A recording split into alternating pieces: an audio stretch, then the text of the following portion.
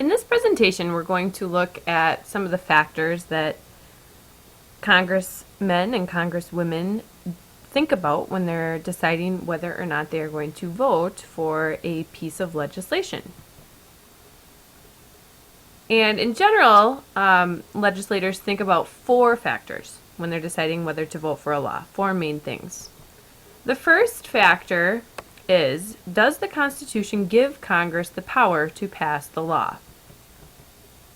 Congress is limited by what the Constitution says. The Constitution only gives Congress certain powers, as outlined in Article 1, Section 8. Also, don't forget that the Elastic Clause allows Congress to do things that are not on that list if it relates to something that is on the list.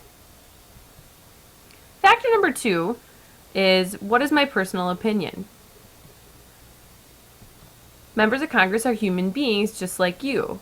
Sometimes they're in favor of a bill, and sometimes they're not. Factor number 3 is, what are the views of my political party?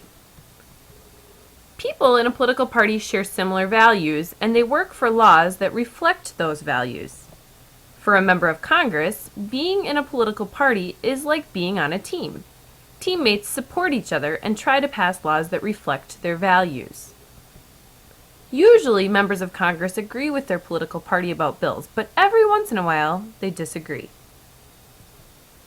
Factor number 4 is, what do my voters think?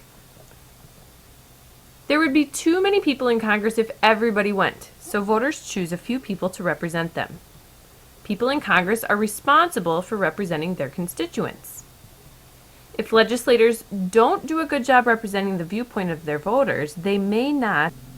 Legislators also consider many other factors when they're deciding whether or not to vote for a piece of legislation. So again, the four that we've gone over today are just the main four things, but there's a more comprehensive list here, and I'll show you quickly a few of these things.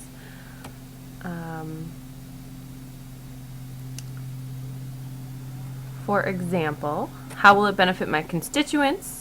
Will it benefit me to be associated with it? Will there be a political or public backlash? How controversial is it? Which of my colleagues support it? What is the party position? What will it cost? Why is it necessary? What is wrong with the status quo, or the way things are right now?